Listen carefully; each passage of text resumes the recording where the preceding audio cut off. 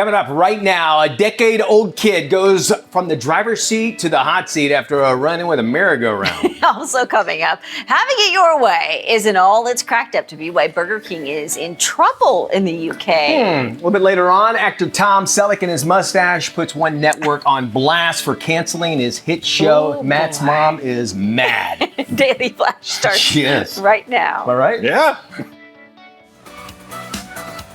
Get ready for trending news and entertainment. This is Daily Flash with your host, Andrea Jackson and Mitch English. The fun starts right now. This is Daily Flash. Hi, everyone. I'm Andrea Jackson. And I am Mitch English. We welcome you to Daily Flash. Look at our hype man, James. That's our hype man, Sweet Baby, our producer here. You call him and Sweet Baby, I call him Big Daddy. Big Daddy, yeah. It all depends on what he's doing for you at That's the time. true. How Oh, about yeah, that? yeah. He's always Sweet Baby to me. Two jobs. And the cat, that's where it's at. His name is Matt. He's to my right. What's up? So, Matty. Mitch, we've talked about this. We married up, right? Like 100%. Way smarter people. So we'll just have it on in the back row when we're making dinner. Jeopardy and Wheel of Fortune. I swear to baby Christmas, my wife can answer almost everything on Jeopardy. She tried out to be on Jeopardy, but she didn't get in. Wheel of Fortune. She gets everything right, and I'm just sitting there like, I don't know any of this. That's okay. It's DVR'd and she watched it before that. She's got to be. She'll be in the kitchen and she'll just pipe out an answer. And I'm like, how do you know these things? She's from another time zone. That's what it Groundhog is. Day. I love She's that. just seeing the I show love on that. repeat. Yeah. So AI, we talk about this a lot on the show, Man right? almighty, got to. So the deep fake thing is kind of taking on a whole new angle now that a lot of people are using deep fake nude images to connect to famous people's faces, also young people's faces. It's kind of getting to a scary. point where it's a little out of control. And if you want to do me, just put me on a nice, healthy young man. I don't mind. You can use my face for this. But no, it is. And we talked about this the other day. One industry gets involved in it and they can do it. And that's the industry that's doing it, is putting them on these news bodies. Exactly. And you can see it a huge problem. But also in the same token, if you have new photos out there, it'd be great to say, well, it's AI. That's not really my body. So it's not like you're embarrassed. Would you be embarrassed if like somebody put your face? As long as it was a fantastic body, what I I don't say. care. Yeah, but Mitch would end up on like Wilford Brimley or something. Exactly. 100%. Or they would, it wouldn't be good in my case. But I do see that. And it's so easy to do it too. If you think about it, you can do it on your phone almost. Yeah, Already it's a change the little faces out. terrifying because it looks so darn real. And unless somebody actually says, hey, this is AI, it's a little hard to tell the difference. And technically, you're supposed to say if an image is AI, you're supposed to specify that. But does On Facebook, on Facebook, but you're not going to have nude but stuff. is anybody really going to do that? If you're breaking the law already, putting somebody's face on there to make them think that, you probably don't have the gonna best say, intentions. by the way, it's This is AI. Yeah, now get all excited about I it. saw a weather promo the other day, and the weather promo used images from storm damage, but you could tell it was like a CG kind of thing. But they were trying to make the person look like they were standing in the middle of a neighborhood that was blown apart. And I thought, I'm against I that. have a problem with that. That's Not cool. Listen. And it's one thing to maybe at least right. say something on there, but they didn't. And on top of it, not only did they have this background, but they also had a setup in the front that looked like,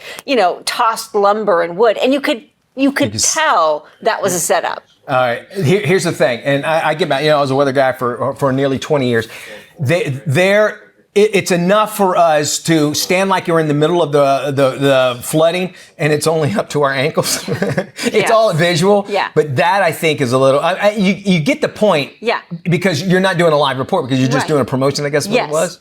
But it does give you the point, like, were they really putting themselves out there? Because that's what the big promotion is. Because right it suggests that they're in the middle of the storm when they were not. I'm going to say, it's exactly like the moon landing, only for weather. It is what it is. You're right.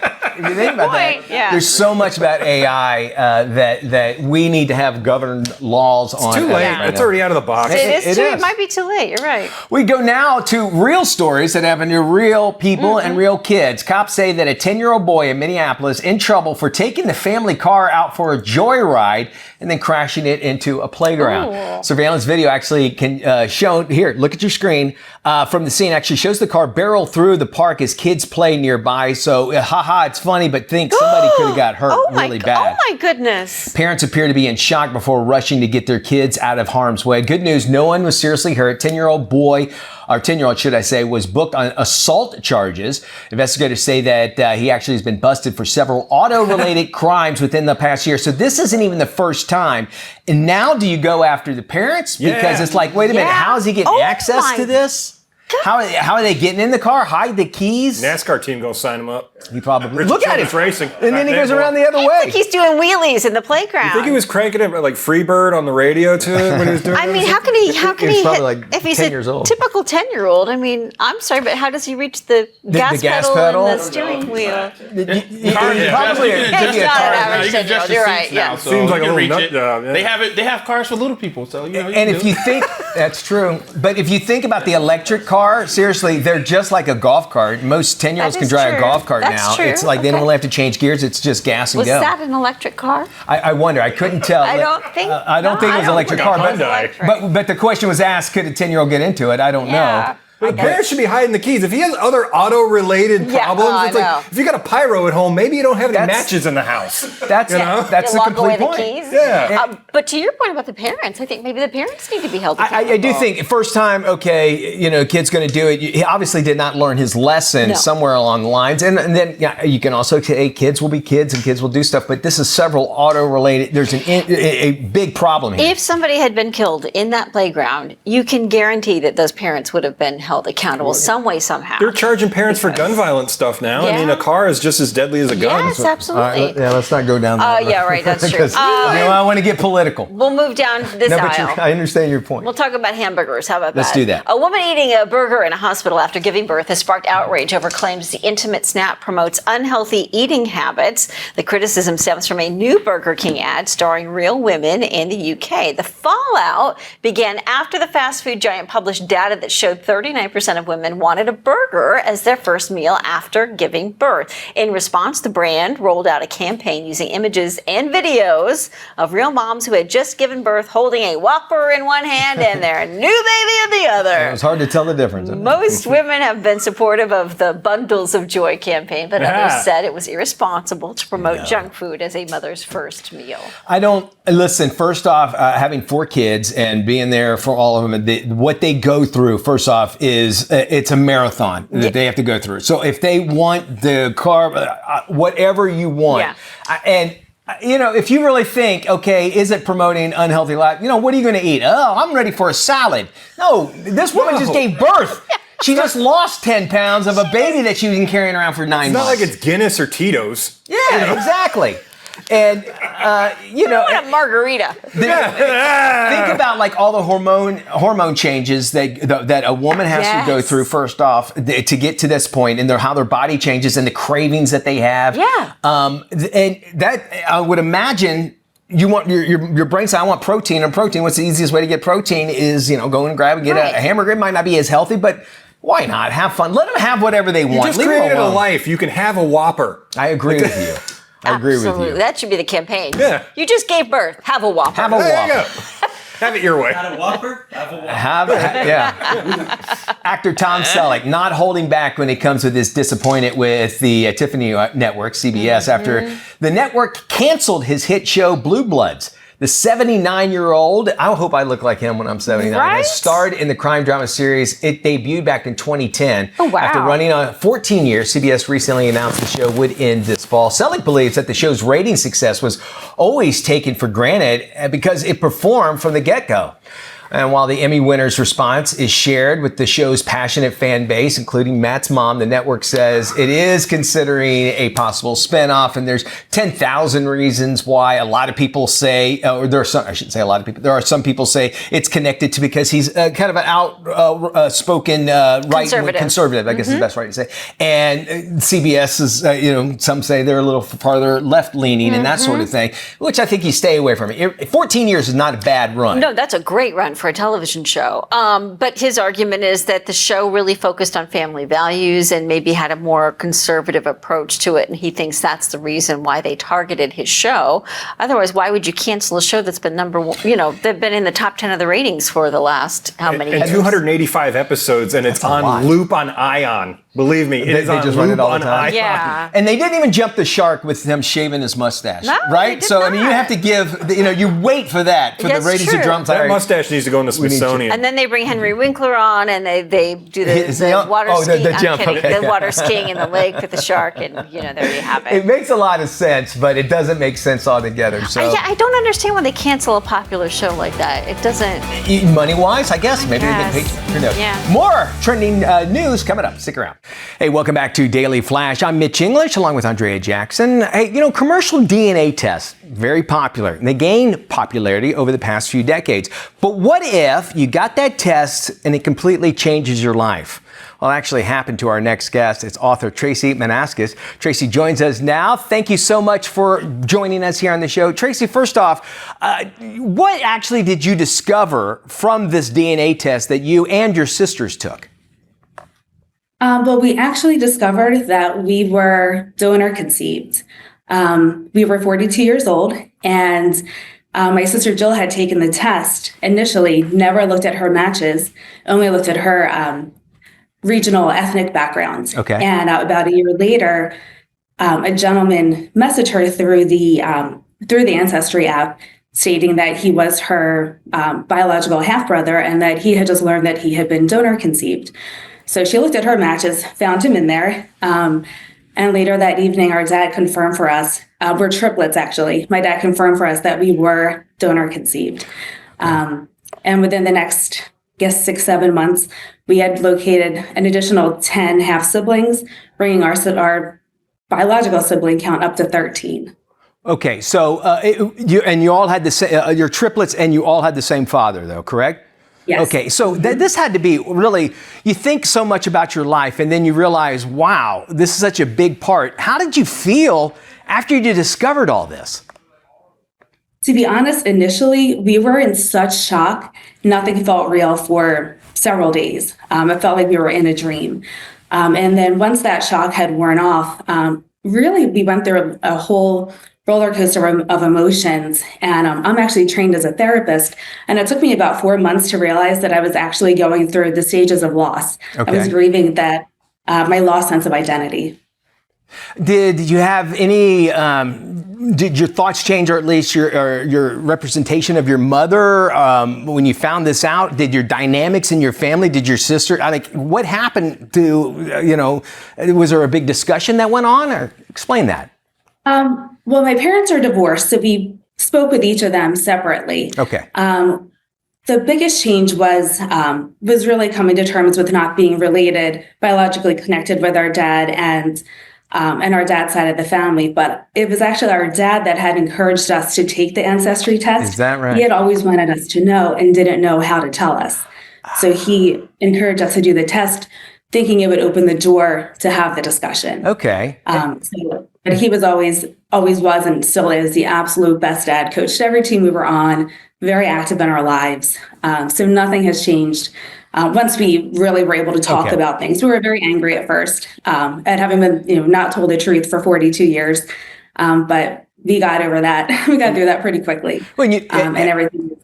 Well, I would imagine the anger came from just because you found out something about yourself you didn't know, and also anger is a first thing of grief and that sort of thing because you're mad you don't understand it. I can totally appreciate that. Why did you feel it was important to share your entire story in a book? What made you decide to do this? Well, because of the popularity of the commercial DNA test, a lot more people are finding this type of information out about themselves. And when you're going through it and you don't know anyone else who's experienced it, you have no idea what to expect. So I wrote the book in the hopes that someone who has recently found out can read the book, have a better idea of what they're experiencing or what to expect going forward. And also it can be helpful for their friends and family to read it, to also understand from the donor conceived person's perspective what they're going through and how better to support them. Let me ask you this. Is ignorance bliss? Would you think, that we all think about your life when you find out this thing, but if you never found out, do you think that it would have taken you to this point, or where do you think you would have wound up if you didn't? Because it sounds like this was a life-changing event in your life. It definitely was life-changing, but after the initial shock, we actually have gotten to know and become pretty close with several of our half-siblings and their family members. And honestly, it's been wonderful.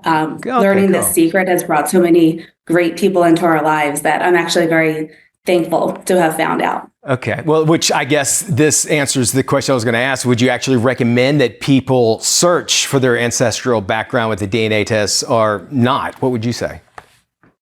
I would say do the test, but be prepared for a surprise. Oh, really? Okay. And I know that I did it a long time ago. I kind of regret doing it because first off, I get tons of emails and I'm like, I just wanted to find out where I came from, much like what you said, And but it is interesting to say, oh, hey, that's neat. I got somebody that is related to me, 23rd cousin or however it works. Do you feel that some of your that you're giving up yourself, speaking of another aspect of doing these DNAs, that you're giving up a lot of information about yourself? What's your thoughts on that when you do these sort of things? Well, to be honest, I actually never would have done the ancestry test if this hadn't come out. Okay. When our dad had first asked us or encouraged us to do the test, I was like, nope, not my thing. I don't want my DNA out there. It just seemed very odd and just strange to me. But I still don't feel completely comfortable having my DNA out in some database somewhere. Yeah. But it was more important to really understand more about where I fit in. I can understand that. Mm-hmm. And it's kind of neat too. Since you're triplets, I mean, you have two other people that are going through it with you too. So I'm sure that actually was very therapeutic. And I think it's interesting too as well. You're in therapy now as well. Just trying to find out who you are, I guess, is the whole basis of that. Very interesting stuff. Oh, I'm so sorry. I misspoke. I'm a therapist, actually. Therapist. I'm sorry. Okay. Even still, but you're helping people trying to find out who they are. So very interesting stuff there. Thank you so much for sharing your story here. And of course, if you'd like to get a copy of Tracy's book, it's called From 3 to 13. You can head out to Amazon.com. And of course, we'll also have this interview on our website at dailyflashshow.com as well. Stick around. We got more trending news and information, everything that you need right here on today's talk, tomorrow's trends, right here on Daily Flash. We love having you along. Don't go anywhere.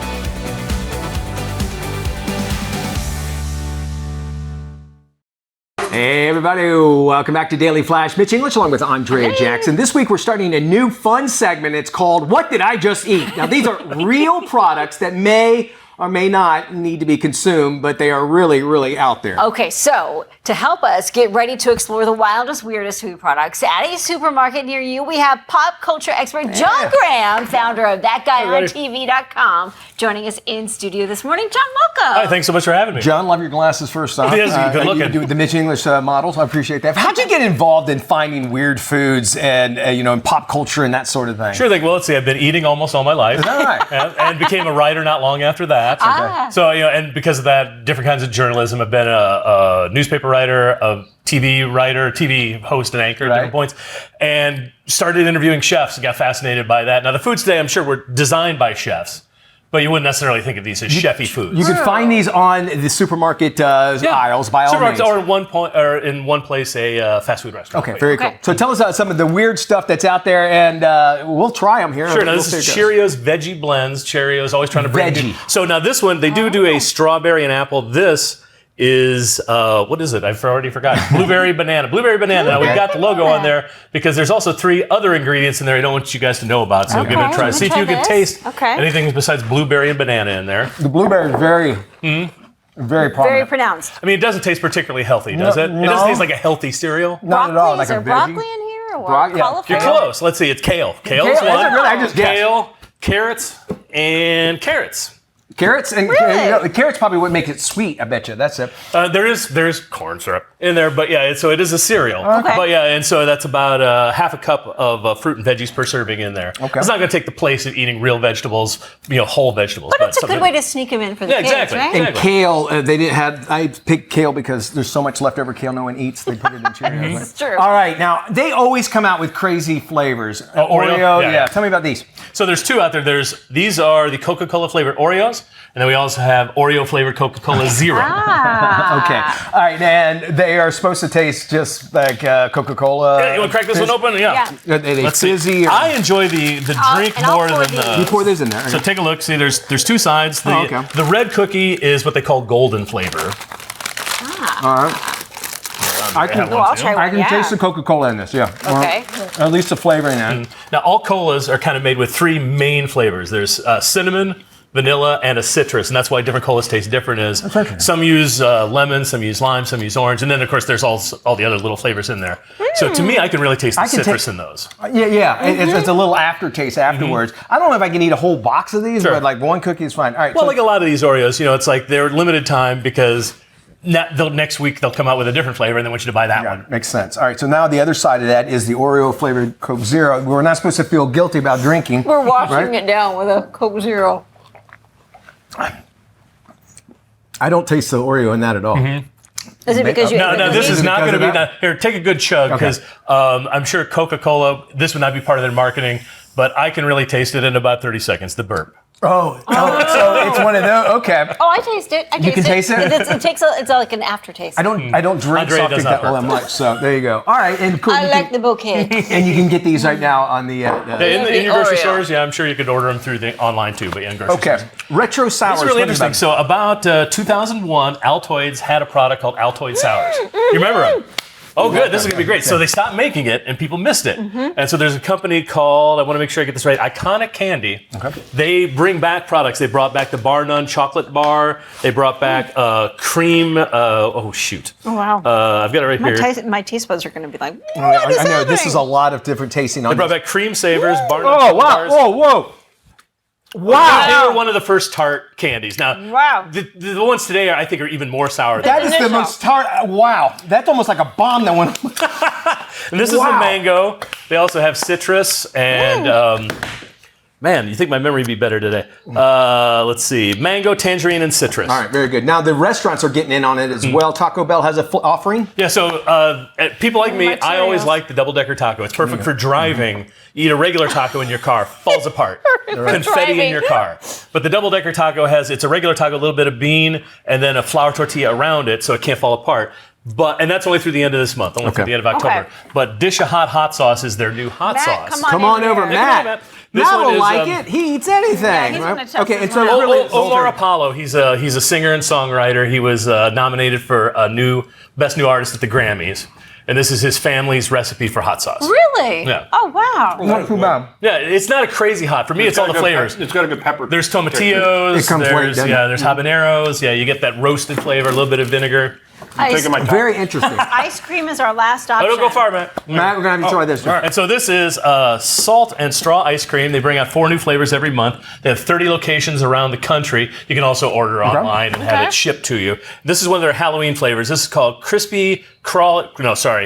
Creepy Crawly Critters So here, let me here. put that in front Are of there you. creepy It's crawly green. critters? I can't say yet. There we go. And we'll try Everybody this. give it a try. See what you think. And as we try this, by the way, John, you can check out this and so much more on his website. It's thatguyontv.com. thatguyontv.com. John, what do y'all say? Good or I think good? it's okay. So it's but I wouldn't- matcha ice cream base, so Very green tea nice. base, but then has chocolate covered crickets. Watch his face, chocolate covered crickets. This is Daily Flash with your hosts, Andrea Jackson and Mitch English. Trending news and entertainment. This is Daily Flash. Hello, everybody. I am Mitch English. I'm Andrea Jackson. This is Daily Flash. Today's trends, Yeah. tomorrow's talk. so glad to Right? have you here. Yes. Woo! See, look at our incredible crew behind the cameras. Aren't they? They're working hard just for you. They are. And we got them because we had coupons. There it is. Now you can look at them. They look like they're robbing or smuggling something. Which is good. Which is good to have because at least we have something extra in the morning. I got an update for you. Do you remember? I'm not sure if you heard this, but Hurricane Milton went through the Tampa and Orlando area, and this dog. I know what you're gonna say. This dog is a gorgeous dog. It looks like the Target dog. Is that type? I don't know what that's called. Yes, I know. Okay, so imagine the Target dog. Bull Terrier or something? Bull Terrier, thank you, yeah. So somebody on the side of the highway had put this dog and just tied it up to a fence next to the highway. And a state trooper was driving by, just happened to notice it. And the water was rising. The water was rising up on this dog. Well, Governor DeSantis even heard about this because the troopers' cameras picked it up. And he said, listen, we're going to go after anybody that abuses animals. We're going to go after the full extent of the law. Well, they have found the owner of that dog. It's a 23-year-old dude. He has been arrested for aggravated assault, which is a felony, and he faces 5 years in prison for this. The good news is the dog, whose now name is called Trooper. I thought that was neat, is with a foster family doing okay. Leon County Humane Society had made sure that he was okay. Yeah. But, when you see this, to do that to an animal, first off, and in a matter of time, it would have drowned. It would have. No doubt about it. Yeah. And just to leave it there, at least there's so many other things you could have done. Yes. And still a bad thing. Just let it go within one, but to tie it up to a fence. To almost ensure that it would have drowned and died. So that outraged so many people. And I will say, in the state of Florida, they take animal cruelty very seriously, and there are felony charges.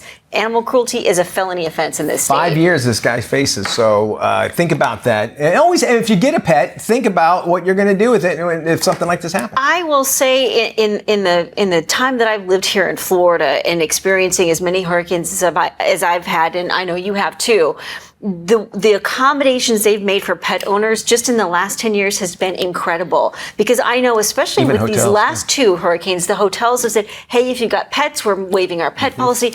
People are open to making sure that you and your pets are safe from the storm. So keep that in the plan. Remember your family. They are. You wouldn't do that to your kid. Well, depends which one. Well, you got to pick one. Could be one. Pick one. No, I'm just joking.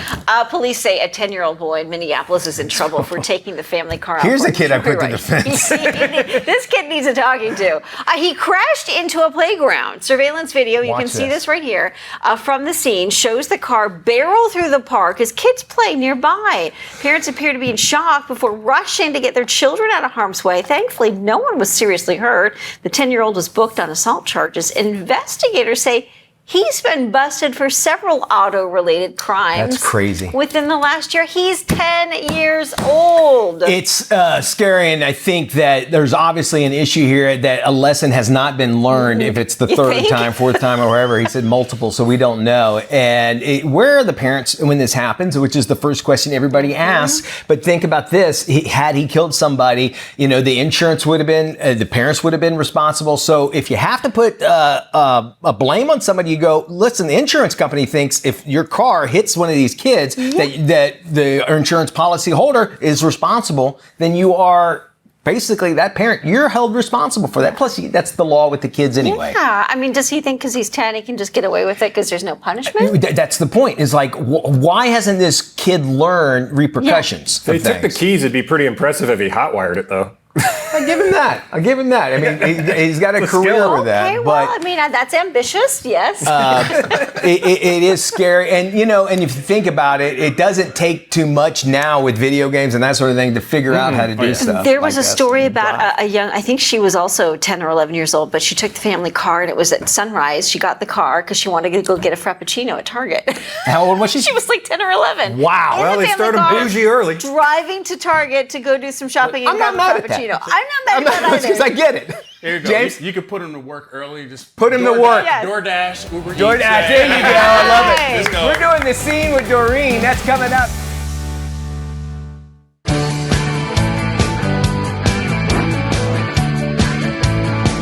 Hey guys, this week on The Scene with Doreen, I got to sit down with the undisputed queen of bluegrass music, Rhonda Vincent. She has a new album out, and I'm excited to dig in. Check it out. The pride of our nation, she's a monument to them, a southern belle, that mighty Indian. You are the undisputed queen of bluegrass music, and I can honestly say this is the first time I have had bluegrass royalty on my show. Well, it was in the Wall Street Journal. It was 2000 and my first album on Rounder Records. And I was amazed. I didn't know that they did music reviews, and they reviewed the album, and they said, Rhonda Vincent, the new queen of bluegrass. It's been a fun title to have. And it was a few years later up in Iowa, they had a special event, and I was officially crowned. I even have a crown. I wish I had it in my hand. I was just going to ask you if you see it anyway. I was going to ask if you have like a tiara or a crown. See, they officially crowned me there. They said, you know what, you're called the new queen of bluegrass, but you haven't officially been crowned, and so they did that.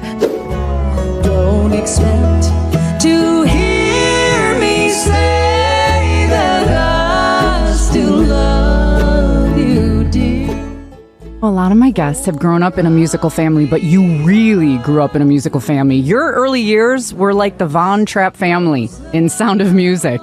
I started singing when I was 3. When I was 5, we had a radio show, a TV show, made our first recording. So I literally grew up on the job training because we were always performing since 5 generations of my family that were performing. So I just kind of jumped on the, whatever instrument was left, that's what I got, and then started singing right away. And I'm thrilled to say that the 6th generation continues. My daughter Sally she's making history as the first female lead of the United States Navy band Country Current. They have this premier country bluegrass band called Country Current. Wow. And so if you see them, you're going to probably see my daughter leading that. Long trail of tears left behind.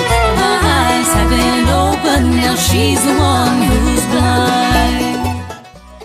Rhonda, you've worked with so many incredible artists like Faith Hill, Trisha Yearwood, but you have a very special bond with the one and only Dolly Parton. I've worked with her on many projects. She's worked on many of mine.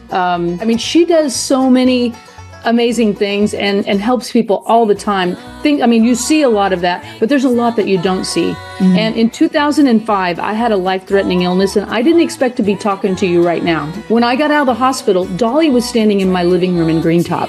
Mm-hmm. And she said, I had to come and make sure you were okay myself. Mm-hmm. And I just started crying. I could not believe that she traveled 550 miles to come see me, to stand in my living room, met neighbors and my parents and my entire family. She spent the day there, the entire day with us.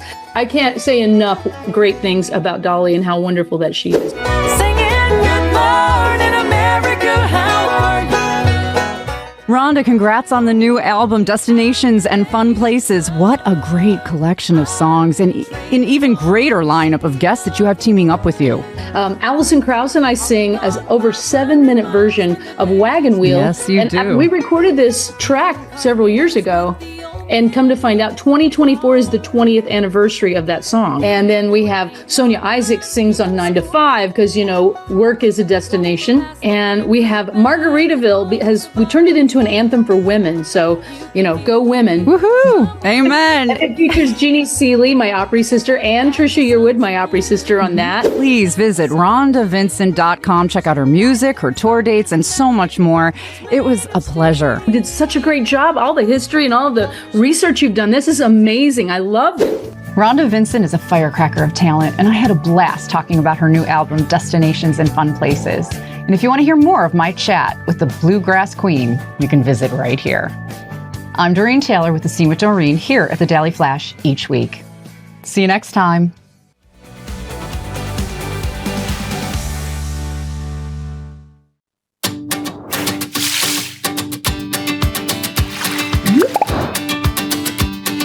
Welcome back to Daily Flash. As the days get cooler and the leaves start to change, there's nothing like the flavors of fall. But today we're doing it in a way that not only tastes great, but is also fantastic for our gut health. So, registered dietitian nutritionist Gisela Bouvier, she joins us to tell us all about it. Hello, Gisela! Hi, thanks so much for having me. Why is gut health so important to us? Well, it's important because 70% of our immunity is in our gut.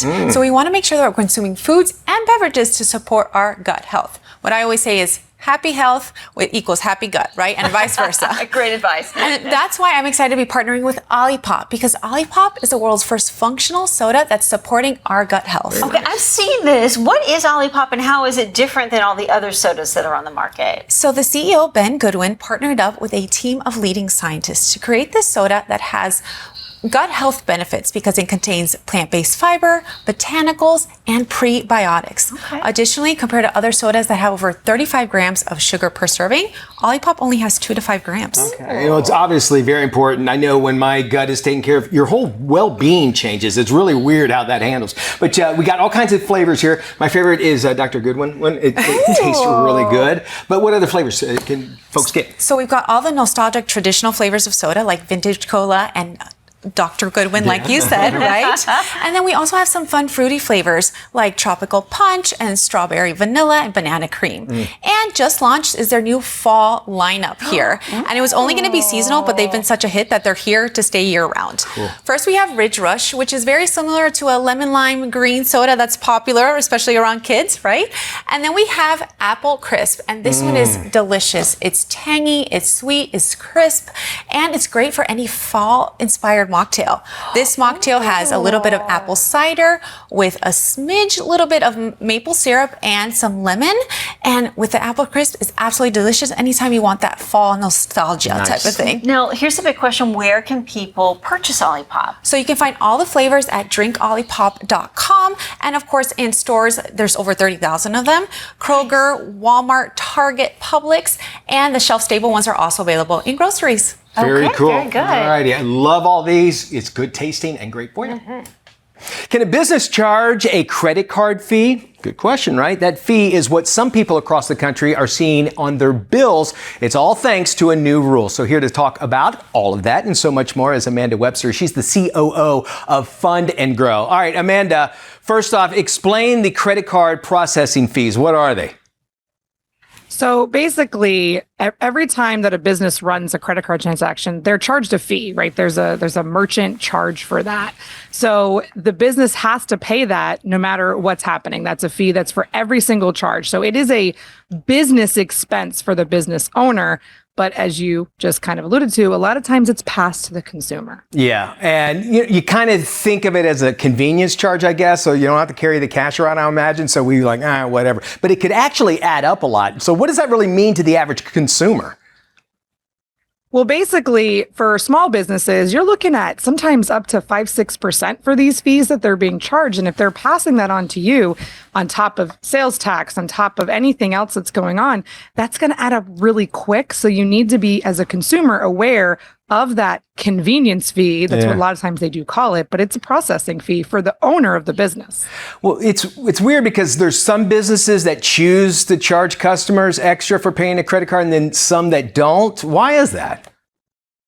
So it has to do a lot of times with volume, right? So the larger volume you do with credit card transactions, the less the fee. So in a smaller business, they may not be able to absorb it or haven't really factored that in yet. Or think of like nonprofits or governmental agencies where they don't have the ability to budget that in. That makes a lot of sense. Well, let's talk about legality. Are there any legal restrictions or maybe even some guidelines that businesses have to follow when they do add those fees? Yeah, so to be really compliant, you have to fully disclose prior to the transaction actually taking place. So on the page or at the store, it has to be fully disclosed that there's that convenience fee for using that credit card. And sometimes even a different fee for using a debit card. Those also have fees sometimes for this. But you also need to make sure you have an alternative source to collect payment. So either collecting cash or check without the fee. That's the best way to stay compliant, is to not force the consumer to have to pay the fee because there is no other alternative. You know, you had mentioned this, that some do, some don't. It's the size of the business. How do credit card fees actually affect the small businesses compared to the larger companies? Right. If you look at a big box store, say like Walmart, they're processing millions of dollars a day in credit card transactions. So their processing fee is probably, 1%, 2%, something minimal that they can put in their bottom line without an issue. Small businesses, they get hurt with all types of things. So this is just one extra expense they sometimes can't do. here at Fund and Grow, we don't charge it to the consumer at the time of purchase, but we do disclose to them that if they refund, we will deduct it out of the refund. Okay. So sometimes it's kind of a middle road, and that's how we handle it. If they stay with us, we absorb that charge. It makes a lot of sense. I'm sure there's people out there that have small businesses. What strategies can they use so they can help minimize the costs and not passing that along? Unfortunately, usually it has to do with building into the pricing, right? Building it into the cost of the product or service to be able to cover that expense and knowing what that's going to be. So it's a lot of projections onto their budgeting, or doing a kind of a middle of the road like we do. We don't charge it to the consumer, but we do charge it if it's a refund. So there's a lot of different ways that you can do it to try to not cost too much money, but also trying to be there for the consumer. Hey, man, I notice a lot of times you go to small business, they go, you have to have a certain amount in order to use your credit card. Is it a flat rate or is it a percentage of whatever you spend? And does it make it worthwhile for that small business to say, look, I need at least $10. You just spend at least $10 so that I'm not getting hit with fees as well? Is that the case? There's different merchant accounts have different fees and structures, but usually it does have to do with if they hit a certain amount, they'll spend less on that transaction. So that's typically why you'll see those fees like that. All right. It makes a lot of sense there. You know, it's something to think about. Plus, you're paying the interest fees on your credit card too. So a lot of charges, they could add up as well. Now, if you want more information on how to earn and use business credit, you can check out fundandgrow.com. Head there anytime. Get all that info. Amanda always has great information here on our show for Financially Speaking. We got more Daily Flash coming up right around the corner. If you go anywhere, you miss out on it. So stick around. You're watching Daily Flash. I'm Andrea Jackson. I'm Mitch English, welcoming you to Mitch English and Andrea Jackson have co-hosted together for over a decade. And now, only on Daily Flash, they serve up a fast, fun, fresh perspective on the day's trending news and entertainment. Okay, so you want me to cancel the Will and Jada Smith celebrity roast? Okay, will do. You'll be entertained with intriguing, informative, and engaging guests. Daily Flash offers the latest in pop news, celebrity gossip, fashion, health, wellness, and even some unscripted, irreverent, who knows what's next fun. All right, I'm going to pull a groin. Oh, that's not what broke. Daily Flash with Mitch English and Andrea Jackson. Trending news and entertainment. This is Tim. Tim is all about time, and if you've ever had a chance to look into Tim's cold, dead eyes, you'll see that it's time for you to follow us on social media. Sure, there's 10,000 social sites out there, and we don't have the time to name them all. Seriously, just ask Tim. So take the time to look for Daily Flash TV on your favorite social sites, and start following us. That's all the time, Tim. Goodbye.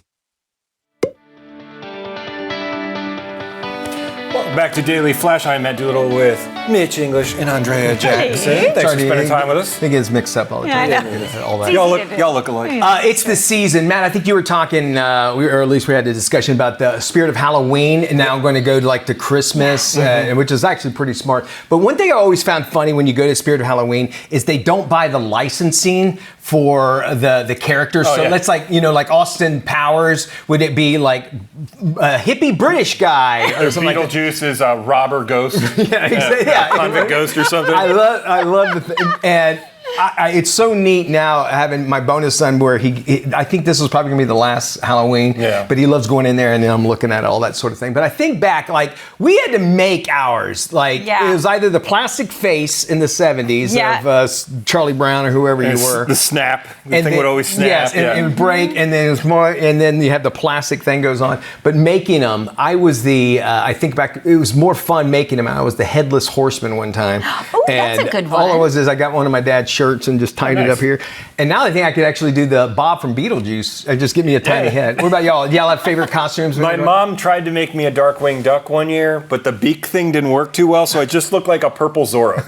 Okay. A purple Zorro. You should have got Pringles. The bell thing kept falling, so I'm walking around and I'm like, oh, he's Zorro, but purple? I'm like, no, it's Darkwing Duck. That's funny. Gosh. There was a movie, I think George Hamilton was in it. was called Zorro the Gay Blade. That's probably what you remember that? Remember? Yes, I can't remember. Anyway, what about you, Jackson? I think Cinderella. I was, one of those girly girls. I had that Cinderella costume, but but I'm not a big Halloween person, Really? dress up person now. I love to see other people dress up, but I feel weird and uncomfortable. Yeah, you feel like because you have to do it. I like dressing up. I did Horror Nights for 11 years, so I wore everything, all the paint, and I'm like, I don't want to put any of that on anymore. No latex, no nothing. And the best part about all of it is that if you're a woman, is that you could be anybody that you were as a child, but you just cut the outfit off halfway and put the word sexy. Yeah. I'm sexy, Cinderella. I'm sexy.